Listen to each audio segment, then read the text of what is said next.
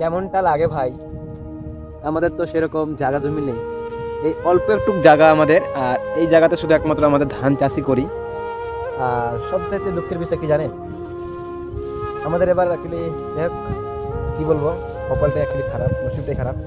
এবার মানে আমাদের ফসলটা পুরোটা ভালো হয়নি। প্রত্যেকবারই এখান জায়গাতে আল্লাহ আল্লাহ রহমতে ভালো ফলন হয়, তবে এবার মনে হয় 5 মণ 6 মণ ধান হবে মনে হয়।